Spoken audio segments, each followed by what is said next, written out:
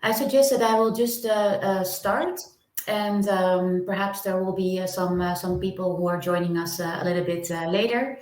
It's always it's like with real conferences, right? It always takes a while to move rooms, so to say. So let's just start, and let's invite the others when they come. So this session is called The Young and the Restless: How can we create economic opportunities for all? My name is Lonneke Rosa. I will be moderating this session. We have with us today Salvatore Nigro. He's the CEO of Junior Achievement Europe. We also have Effie Grisou from Greece, a teacher and works with the program of Junior Achievement. And she does a lot more, but she will introduce herself as well. And last we have Cornel from Romania, who is an alumni from the program and now a very successful entrepreneur, who was even mentioned in the third list. And he created Lumen, a startup that builds glasses to empower the life of the blind. And they can also introduce themselves and tell you a little bit more about what they do in a bit. But we are also curious who is in the room. So we would like to invite you to put your name and your organization and also your role in the chat. You can find the chat box, well, at least in my screen, it's on the right side of the screen. You can put your name, your organization, and your role in there. And also, especially in the second part of this session, we would like to really have a dialogue and also invite you to provide us input and share your experiences or advices or feedback. So if you have any questions, you can also put them in the chat box. But you can also request for broadcasting, so I can unmute you. So it's a little bit different than normally. You cannot unmute yourself, but we have to unmute you to allow you to unmute yourself. So if you see on the left side of the screen, you have a panel and that says request for broadcasting. And if you do that, I can help you unmute yourself. So again, we're glad to invite you to speak up and to join the discussion. And now let's move into the introductions. And for convenience sake, I will start with myself and then I will give the floor to the others. So again, my name is Lonneke Rosa and I'm the manager of community investment at NN Group. And I'm responsible to lead the team to implement our strategic commitment to society, which is to invest 1% of our operating result before tax by 2023. So that's a great commitment that we've been developing, and I'm also happy to lead that team to do so. And for those who don't know NN is a large insurance and financial services organization active in 19 countries. And our purpose is that we help people care for what matters most to them. And because of our core business, we feel strongly about lending a helping hand, especially when people face difficulties in their lives and need some reassurance or need some security. And our key focus with our community investment program is NN Future Matters, in which we support people in their financial resilience and economic opportunities, especially those who lack the resources or opportunities themselves. And within the Future Matters program, we have a long-standing partnership with Junior Achievement. And throughout the years, we have grown towards a joint ambition to create economic opportunities for everyone, for all. And so as of 2021, this year, we further extend the partnership with a focus on this particular topic. And Salvatore will share more on these details soon.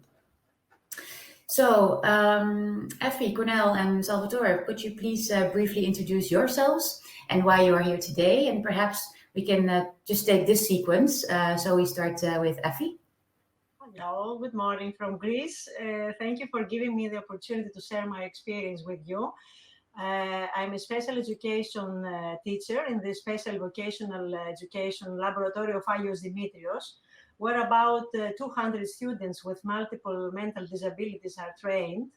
Each year, about 30 students graduate who are then placed in protected workshops without being given the opportunity to be absorbed in work contexts.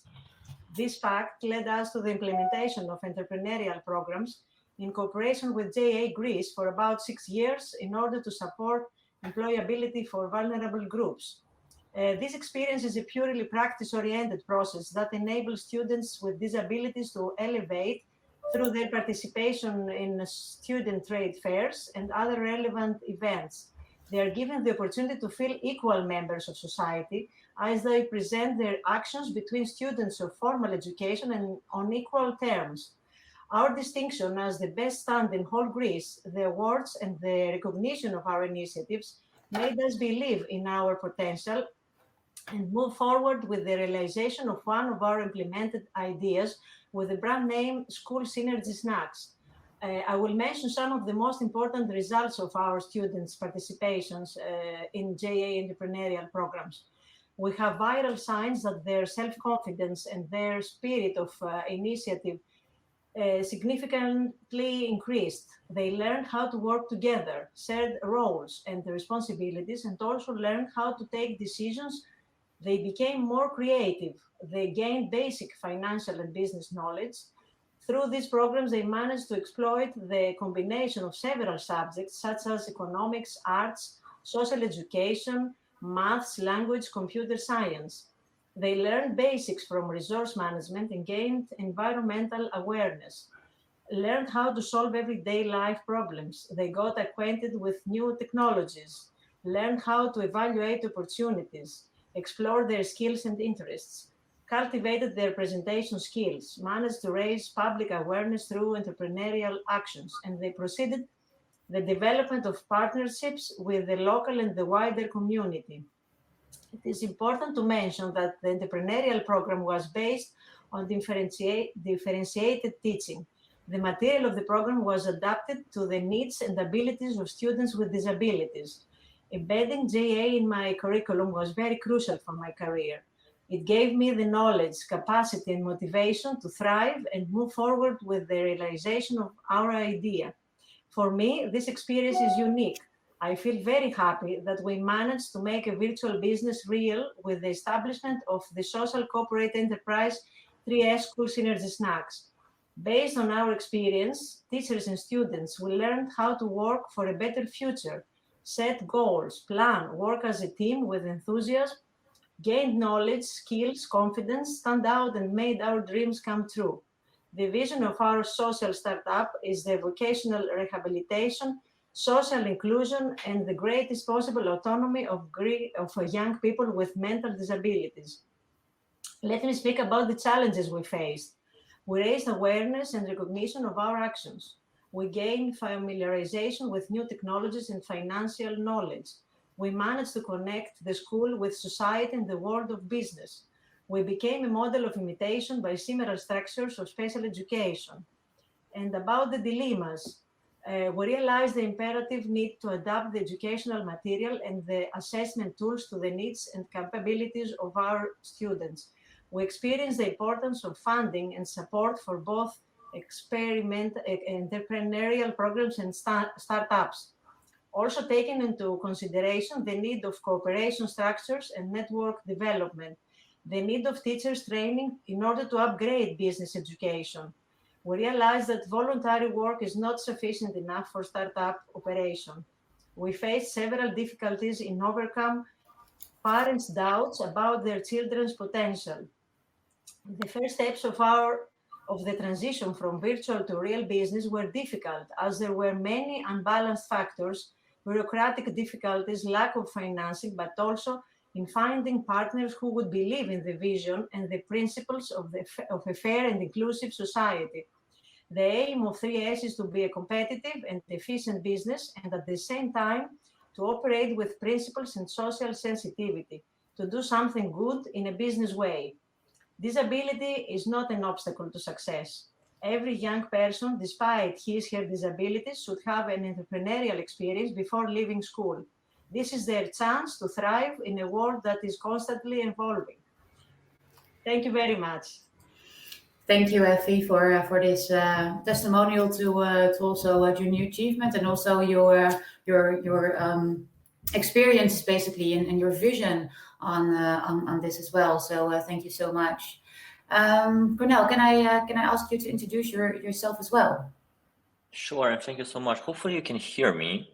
Yes. Perfect. Thank you. As you know, my name is Cornel. I am coming from Romania, where I was basically born and grew up. and went through the entrepreneurship programs of JA. I'm an entrepreneur, and I'm an entrepreneur because of JA and because of the things which I learned there. As a background, I came from engineering, but this small tick which happened because of the programs I had in high school made me today to be an entrepreneur, and maybe to discuss a bit about the things which we're building here. I'm the co-founder and the CEO of Lumen, this company over my shoulder here, where we build glasses that empower the blind to live a better life. Maybe to just simply explain in 20 seconds, right now you have 40 million blind people, and the best mobility solution, the guide dog, there are only 28,000 of them. It's not a scalable solution. What we do at Lumen is to build a solution for the other 39 million blind people, which can't, unfortunately, use the guide dog. Thank you. Thanks, Cornel, and we'll come back to you in a bit to share more of your story. And Sal, can you introduce yourself, please?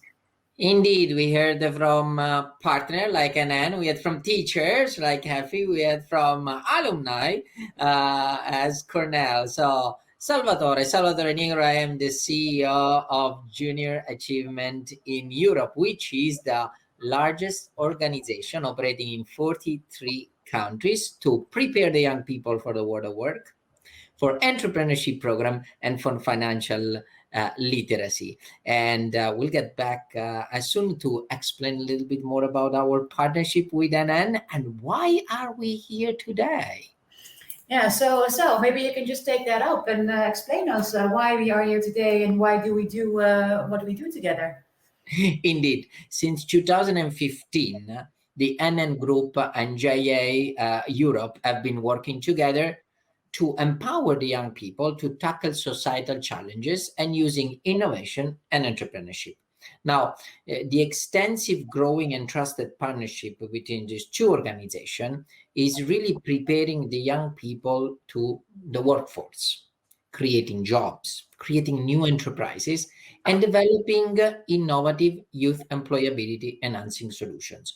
We developed what we call the social innovation relay together, because it was also on how those young people were thinking about the societal issues and how they can challenge it and get the solutions through a service or a goods or a product. And we heard from Cornella right now how creative the young people of JA went. Now, in 2021, this year, the NN Group and JA launched a new initiative. And this new initiative is to provide economic opportunities. So we are moving from the education, the training, the preparation to the world of work, the education and the training to create a company, into really provide tangible economic opportunities.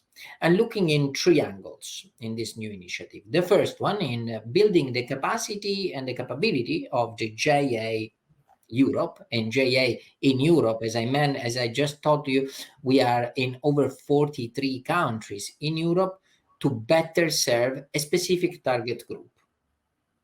The target group of those who are outside mainstream programs, those one who are limited, who have limited opportunities. And why do this? And we know that we cannot do it alone, just as NN Group and JA. We really want to create an ecosystem to support systemically employability of young people, economic development, and entrepreneurship. But to do so, we also asked ourselves, okay, let's learn first. What are really the challenges for those young people with limited opportunity to access the world of work, to access and bring their business idea into life? So we had a significant investment thanks to the NN Group in research. It was a really starting point to design the direction as well as to support our work with the key findings coming out of the research in initially 4 participating countries, in Greece, in the Netherlands, in Romania, and in Spain. Do you want to learn a little bit more, Lonneke, on the research results? Of course, Al. I'm keen on research, as you know.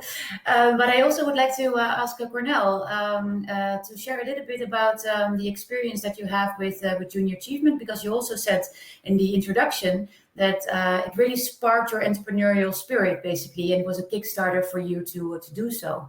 I'm wondering about your experience, and also how you now look back on the role of junior achievement, and perhaps you can say something about what it can also mean for, let's say, employment opportunities, and how you look at that. Certainly. So I'm winding the clock back 10 years, actually 11 years. 11 or 12 years ago, there was this high school professor of ours, which was teaching entrepreneurship. She was a professor with junior achievement. And we were basically science students. We like science. We like things which are very quantitative and things which we can measure and things which we can do easily. Well, not easily, complex tasks. But this professor came and she said, hey, you're very good at what you're doing, myself and some colleagues. What about if you try to build a business? And we said, yeah, we like challenges. Let's see what we can do. And we began. And I actually remember the first business which I ever built. It was actually for the Company of the Year program by Junior Achievement. And it was very simple. We actually were manufacturing clocks out of vinyl records. I think all four of us remember vinyl discs. Actually, I'm the one who should not remember those, but anyway. And we actually, in the first few months, sold over 1,000 of them. It was a huge amount of money for some children which were 15 years old. And we actually got into the, I think we got the world finals at that point. And we got twice there representing Romania. That was how it sparked us, our interest, because someone challenged us. Hey, you're good at something. What about business? Because what I realized many years after, I'm an engineer, and most of the people around me are engineers, psychologists, and everything. But what's that one thing connecting us? What's that one domain that can connect us together and help us actually bring impact? And for us, the answer was entrepreneurship. Because, for example, what we do here in Lumen, it's all based on what we learned in those 3 years in which we studied entrepreneurship in high school because of junior achievement. Because in Romania, entrepreneurship in school was brought by junior achievement. It was not present before, at least not in high school level. And now we're just putting together the things which we learned there. We connected people around this task, and I never seen something connecting people from so various backgrounds, because of course us engineers were connected, but then we comes psychologists, then comes business developers, then comes everything, and there's such a diverse background of knowledge. And what's that one thing connecting it? And that's what junior achievement taught me 12 years ago, 11 years ago, 10 years ago. I represented Romania twice in the finals of the Company of the Year program by Junior Achievement. And when we started this, we never knew where it would lead. I never knew that being an entrepreneur is something that is going to define me in the following years. I started because it was a challenge. I started because it was, honestly saying, cool at that point, and I think it still is incredibly cool. But it was enough for us. It was a good enough spark for us to do what we do. And now look where we led us. Lumen is employing 40 people, ranging from people who are 20, I think the youngest 24, up to people which are 54, 55 actually, or the oldest person here. And with us, we have 200 blind individuals also, which are testing the systems now, and soon thousands and thousands which will be using it. So we actually, for Romania, we created this oasis of creativity and of opportunity for people. In Romania, we're very well known for outsourcing. We're not really known for products or services, unfortunately, very few exceptions. But because of entrepreneurship and because of the impact that Junior had on us when we were very young, we created this environment which now permits creative people to build things which impact lives. So that would be my very long answer to a short question. Thank you, Cornel. Just a minor thing. Technically, I cannot see the chat, unfortunately. I'm not sure if others can see the chat. Salvatore, if you see anything coming up in the chat that needs for us to address, could you please let that know, because I can't see that, unfortunately. Definitely flag it to you, Lana. Perfect. And also, again, if you have any questions to FP or Cornel or Salvatore or myself, please request broadcasting so we can unmute you. So, Cornel, I was also thinking you're an entrepreneur yourself now, right? And the skills that you've been learning throughout the program, is that something that you also look in for when you employ the 40 people that you are currently employing? Because what we're trying to do also with our programs is not only to stimulate entrepreneurs like you, but I think it's more broad, and it's also for people who are going into the workforce. So what type of skills did you learn, which you learned that is not applicable only for being an entrepreneur, but also just being employed, or not just being employed? Sure. Sorry for making entrepreneurship sound the best thing in the world. It is amazing. But it really depends on you as a person. I think that being employed in a large corporation, founding a company, working in an NGO, they're all equal, and depends on the person to select which one is which is more appropriate. The one thing, it's actually a very difficult question, but I would say the first thing that pops my mind. The one thing which we really learned, except of the knowledge and of the things, the two things actually which we learned very well and are quite local actually. One of it is how to work together. Unfortunately, we come from a system in the eastern part of Romania, eastern part of Europe, and especially in Romania, we just don't know how to work together. The educational system does not teach us that. It teaches us how to be a very good individual at something, how to get a task and solve it. But the world doesn't work that way. We are social beings which have to work together to accomplish the things we are doing.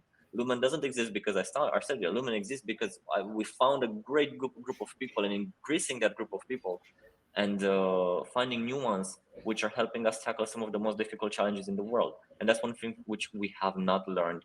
And the first opportunity for us to learn it was by starting business, and regardless of the role we had in the business, by starting and doing something together. And the second thing which we got is that it's exactly the same. It's the spark, because when you're in any kind of organization, but especially when you're in a small organization at the start, you really have no choice but to be incredibly proactive, incredibly, see a problem, you want to solve it and do it. And that's the thing which we have learned in the programs we have been doing, because we had no other choice, and we loved what we're doing, and we had the opportunity. We see a problem, let's solve it. And if we solve enough problems, we're gonna be here tomorrow, and if not, we won't. And that's the thing which we really learned, except all of the knowledge, except all of the opportunities, except the amazing networking which we had because of Jay and the programs in which we have been. We learned those two things: how to work together, how to attract people, how to network in the end, and how to actually do things. Because unfortunately, I come from a part of the world where a lot of us are thinking, very few are doing, and Jay told us how to do it. Yeah, thank you. It's interesting. So teamwork and networking, two of the things that are really important next to what you learn in school, of course, but that's really important to in your future life as well, in your freaking working life as well. So let's, Effie, do you have anything to complement or this experience? Oh, you're still muted.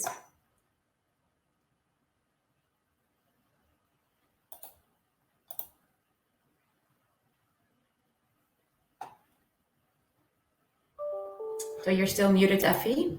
I think you're still muted. If you can unmute. Yes, now you're on. Can you hear me? Yes. I agree with Cornel that in the schools we don't teach team working, and the JA program is a very good chance to do it. And as you understand, the people with disability, because we teach to such students with several different disabilities, and it's very difficult to teach them at the same time the same things. So through these programs, we can inspire them and work together and believe in their ideas, and that they can do it. It's very important. Yeah.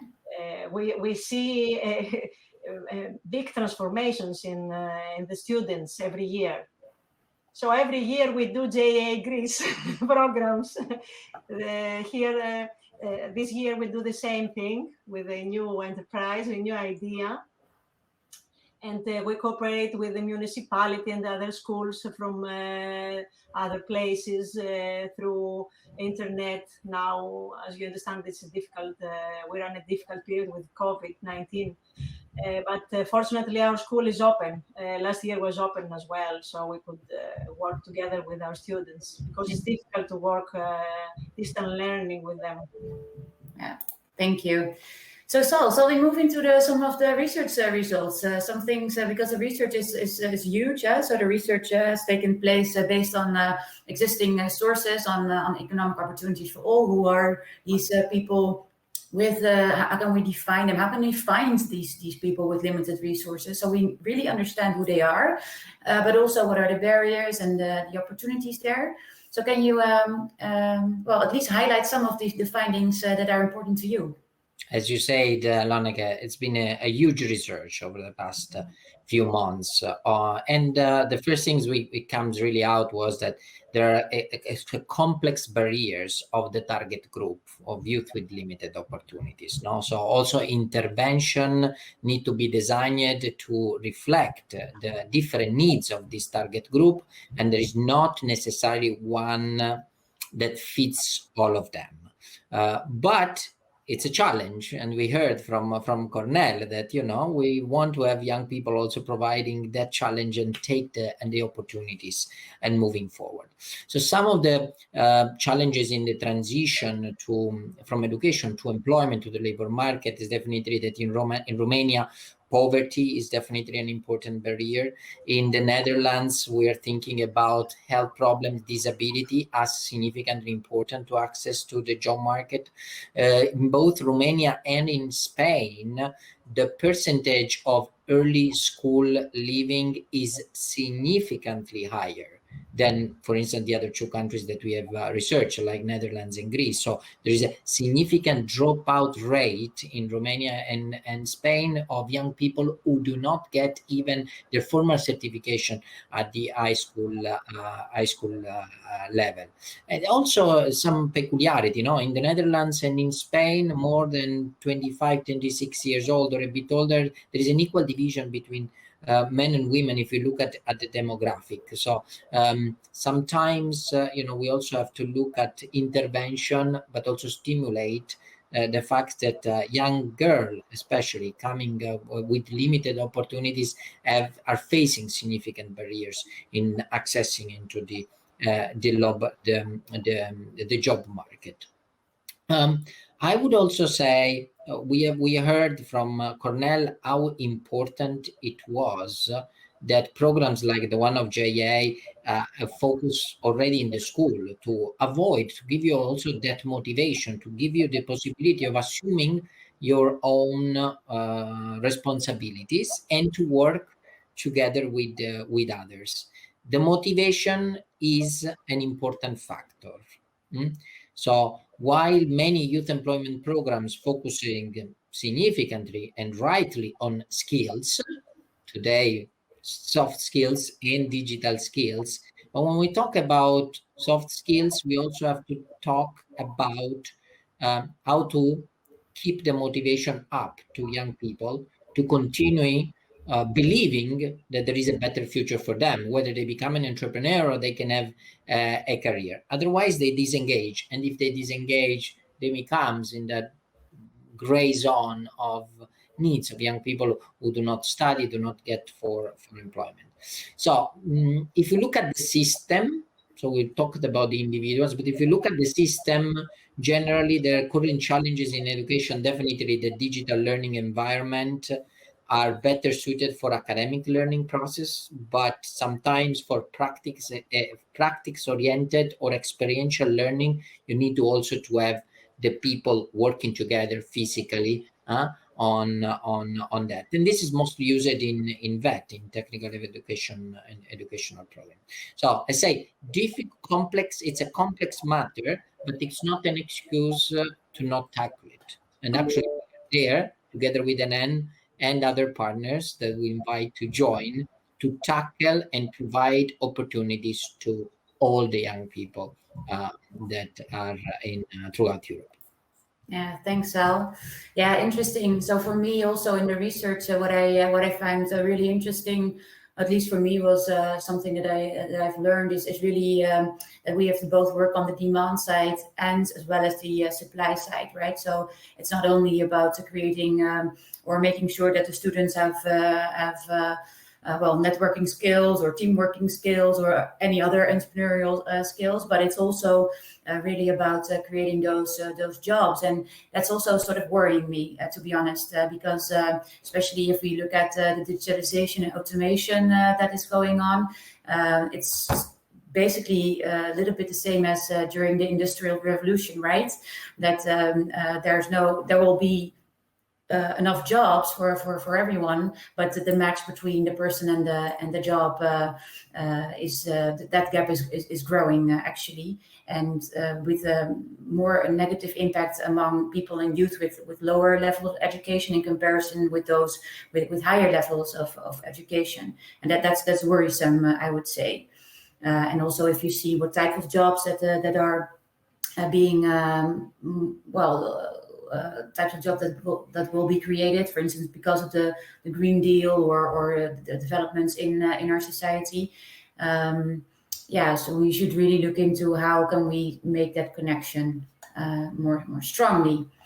And for me, doing this research as an investor for impact, doing this research is also very, very interesting to me, because it poses a lot of questions like, am I funding the right things, right?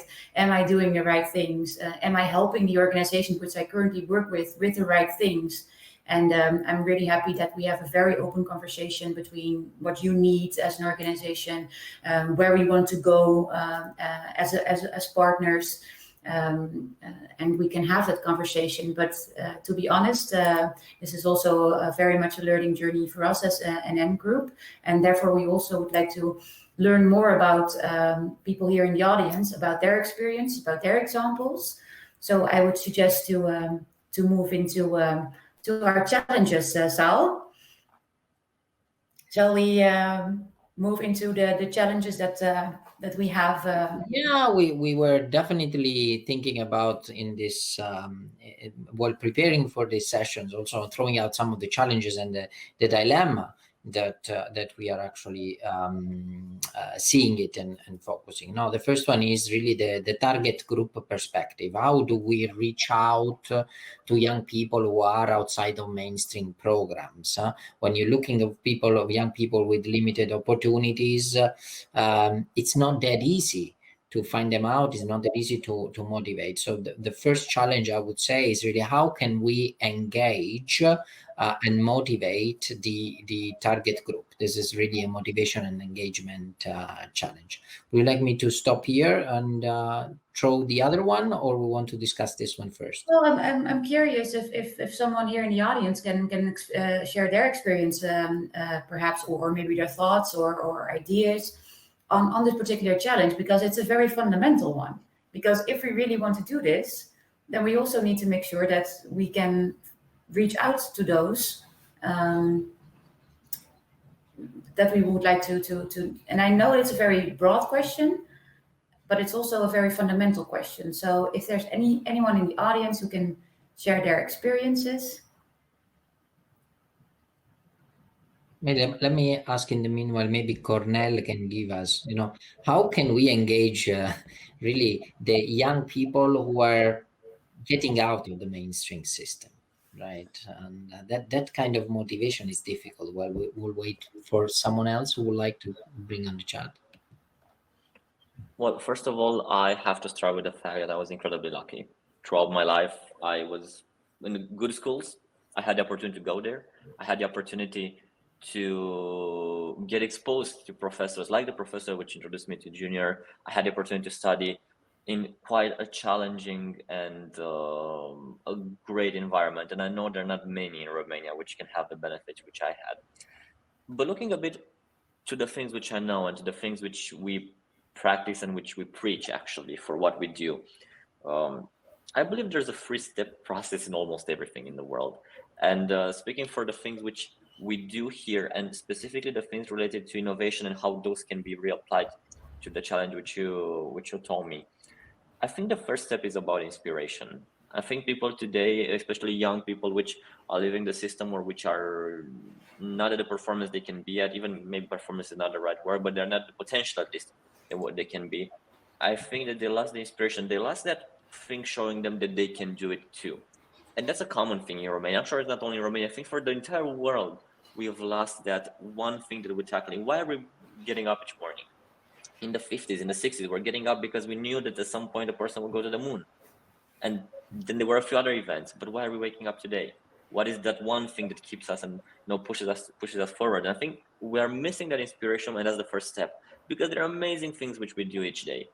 But does that information go to everyone? And do we have enough, or we have enough examples, but do we show enough examples that they can do it also? Because in the end, everything we have now and everything we're building, it was never built by anyone smarter than us. It's just us who are building the future. And I think they just did not realize that yet. And that's why this inspiration part is incredibly important as a first step in order to get to show them that they can also do it. They also can. But it's not an enough step. The second step is to create a context for them to actually do things with the things which they are inspired. No, they want to do things, but you have to give them a context, and a context can vary in so many ways. It can be an entrepreneurship program. It can be a school opportunity. It can be I don't really know the word in English, but it can be special trainings and etc., which can be that context which allows them to build new things, which allows them to do something with their knowledge, or to gain new knowledge, and then do something with it. And then there's the last step. And the last step is for the ones which actually want to go further. How do we help them transform their ideas, transform what they see as a path into an actual thing? And I think if we take these 3 steps and we inspire them, create the context for them, and then help them move forward, a lot of people could have the potential to do more than is happening now. Again, unfortunately, I'm not an expert on this. I had the privilege of my background is not necessarily the most common one. I was born in a family where both of my parents have disabilities and my sister has disabilities. So I was the only person growing up without a disability in my family, which definitely had an impact on myself. And, there were 2 paths, either made me quit or made me incredibly ambitious. And I hope it did the last one. But in the end, I was still privileged to go to the schools which I went, to do the things that I did, to actually meet that professor which introduced me to entrepreneurship, and a lot of other people. I had that privilege. How can we scale that privilege to more people? Yeah. And it's also interesting, and what I also find interesting is that basically what we are doing now is finding or trying to stimulate entrepreneurship and these opportunities to via let's say formal educational infrastructure, right? So the schools, basically, that's where we do that. But I was also just thinking, like, I'm also thinking about like community centers or anywhere else where people, for instance, are not in school anymore or dropped out of school, are still coming, because you also would like to inspire those who are not in the formal education system anymore, to find their spark, basically, and to find their reason why they get up every day and contribute to our society in a way that they find relevant to them and to their lives, right? Both of you have raised a very important point, no? Because Cornell was saying that there is this paradox, no? We need to get these ambitions that maybe it was after the Second World War II. People wanted to go to the moon and so on and so forth. And paradoxically, today we are in a moment in which all the new generation follow influencers on the different social media and follow those. So there are things there. The issue is, are we creating the right model to follow? Are creating the right inspiration for those young people to follow, whether it is in school or, as Lonek said, outside the school? Because if they are going to a sports center, probably their football player is the way they want to get inspired to. But in order to get to that point, you also need sacrifice. In order to get to that point and become a great sport player, you need to work on your personal branding as well. So you have to have this entrepreneurship skills as well. So we have that paradox at the moment. We miss that big ambitions, big inspiration, but on the other side, we are full and covered by the kind of influencing models that are there. How can we combine the two? Another dilemma comes out of the mix. Yeah, that's also something. The paradoxes and dilemmas. Yeah. So, Effie, do you have anything to because you work at a school with for children with special needs, so to say.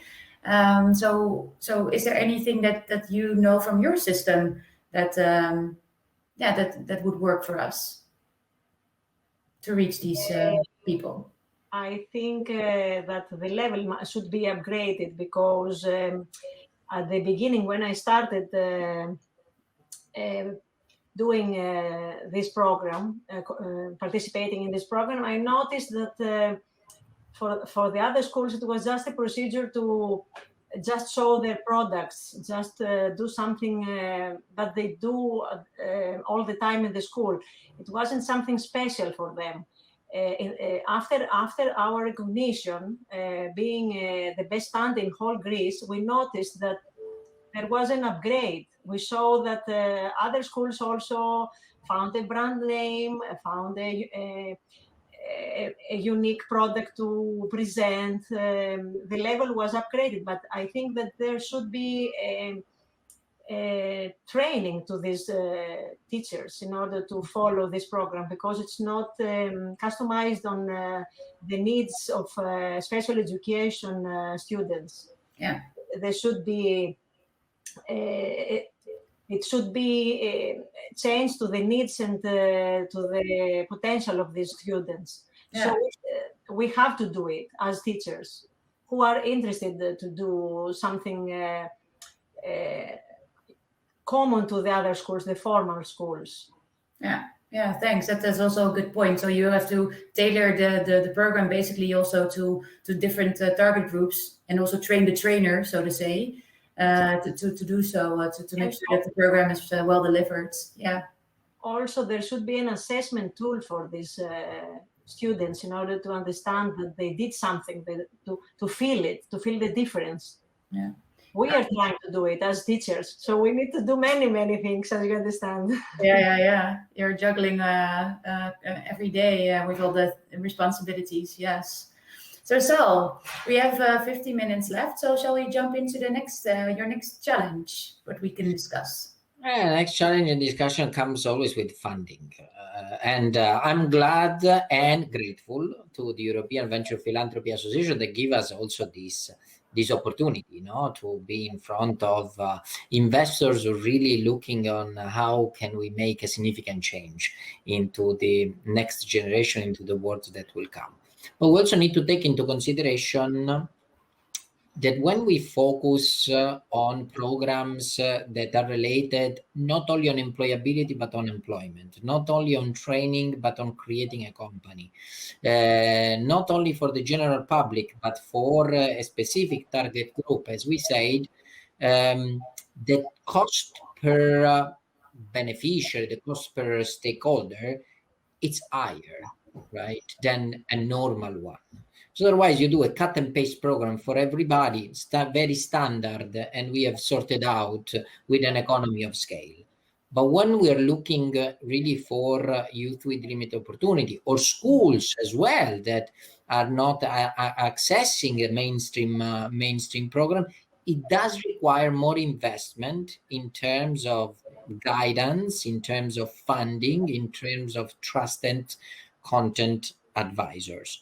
And this is a little bit of a dilemma because resources are limited for all of us. So should we put these resources to benefit $1 for everyone, or $100 for those who are most in need, and give them really the opportunities to become a productive citizen, creating their company, and so on and so forth? So this is a bit of a dilemma for us when it also came out of some of the results that we looked at during the research report. Yeah, this is a very this is a question that I recognize from many of our partners. Is it about the quantity that you reach, which is also important. It's also important, by the way, to make sure that everyone is included and not only a particular group. because it could also be that you fall back. So we also are at a generation that probably, at least in the Netherlands, will have a lesser income than their parents will have a lesser wealth than their parents will have. You also don't want them to fall back in let's say poverty or in debt or whatever. So you would also like to keep them included. And at the same time, it's we also know from our other partners that really making a change in where people are at the moment and where they want to be or need to be for themselves. It's not up to us to decide where they need to be, but that takes a lot of effort. So it's about the multiple interventions at the same time. And not only one intervention, or maybe an intervention needs to have certain certain set of elements and not only one element, and that makes it costly. So I'm curious again if there's anyone from the audience who can also share their story. While people are thinking about it, we're putting probably very hard dilemmas out there for writing some of the feedback. But we also saw, and as I said, that resources are so limited, but also that many organizations are working in silos.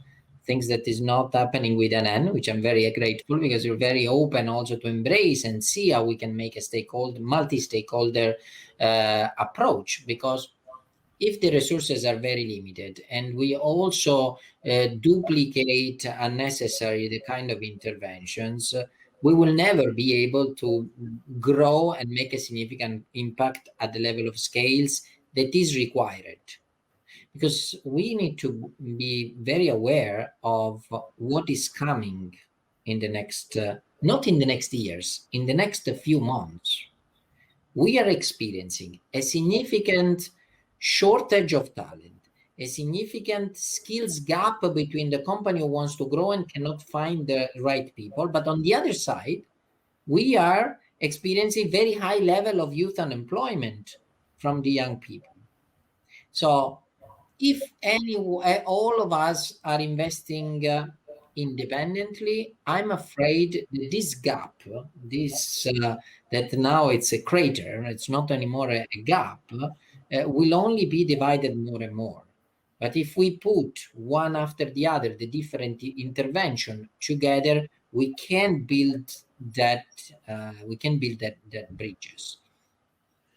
Yeah, and there's another part, because I fully agree with what you're saying, and there's also another part that you want to basically want to create a intervention value chain, so to say. So you don't let those youngsters go after going through the junior achievement program, but you want them to further develop themselves and deepen their network and their other skills, networking and other skills in other interventions. Or maybe they need something else, other type of support too, what junior achievement cannot provide at that moment. And you also want to make sure that the intervention itself doesn't work in a silo either.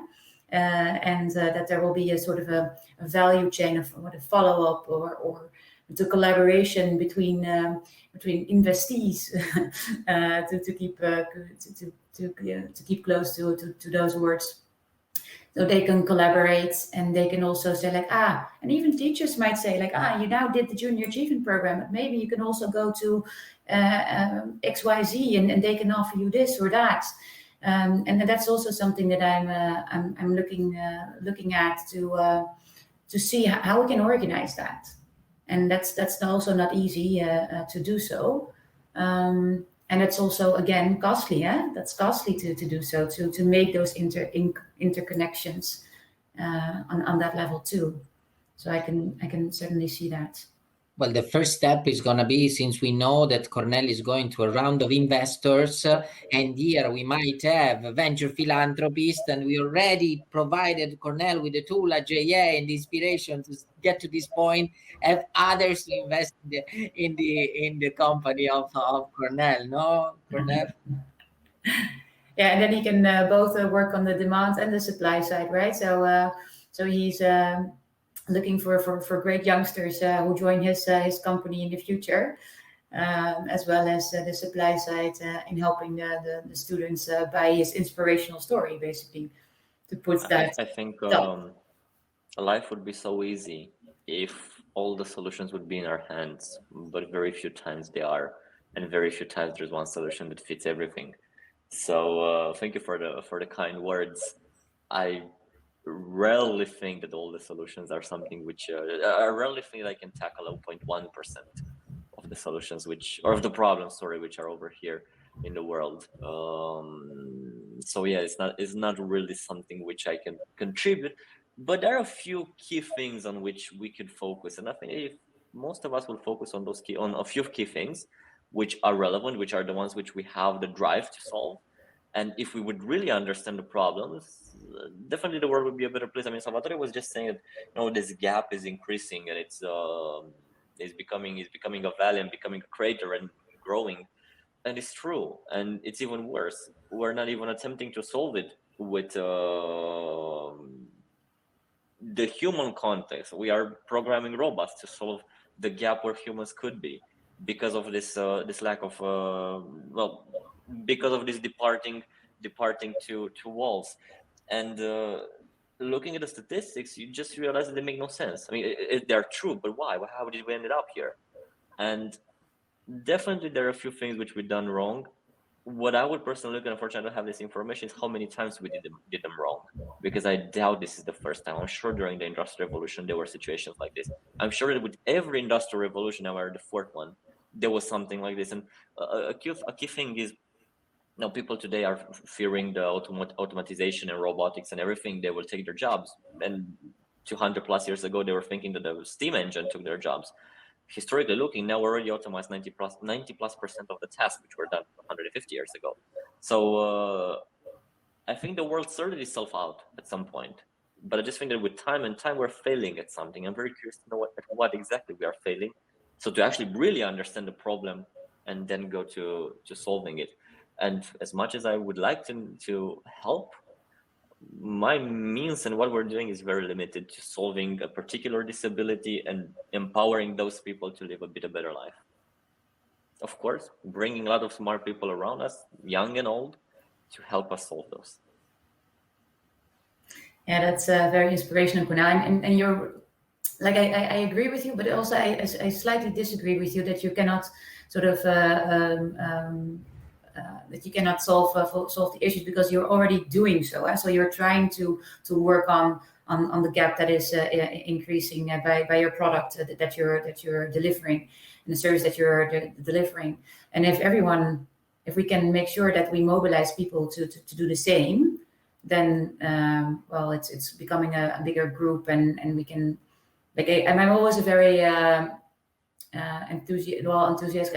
I always look from the bright side. And I always think that we can do a lot, and a lot of problems we cannot solve and will always remain, but we also can do a lot.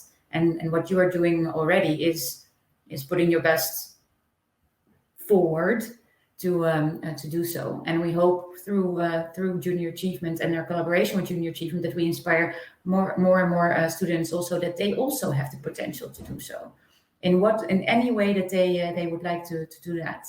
And I think that's important, an important message that we hope to bring across with the programs with Junior Achievement, which is important.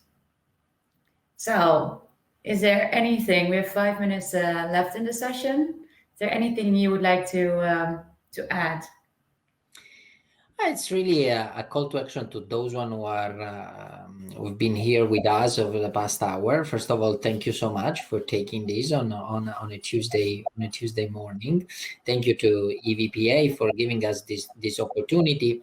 And it's so important for organizations like Junior Achievement, something that NN has been pushing us, because we're talking about motivating individuals, but then some of those individuals create institution, organization, companies, and collectively we also need to understand that those companies need to move, need to change, need to shift. And an organization like JA, which has been around for a little bit over 100 years, as you can imagine, is also shifting, is also moving, is also transforming itself.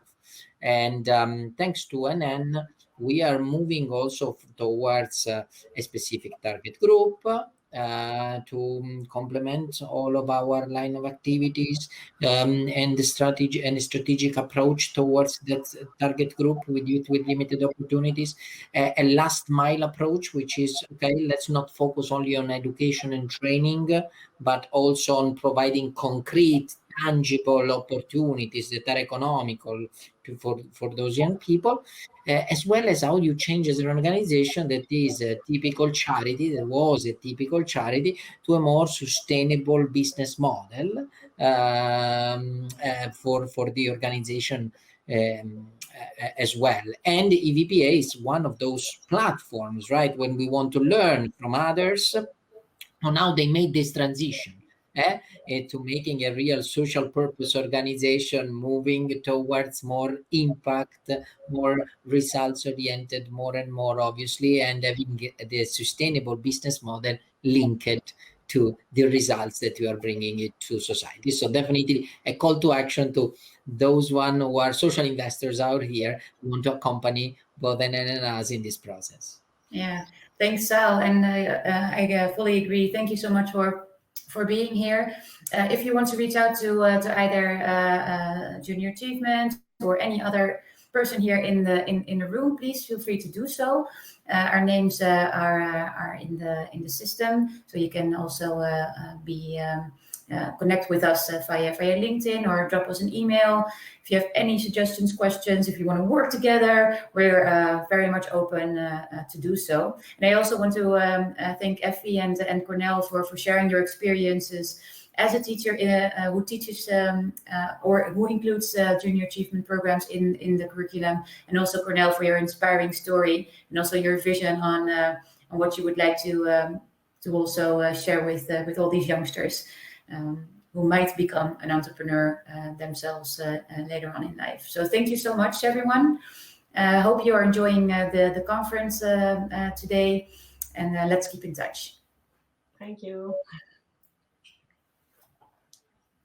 Thank you.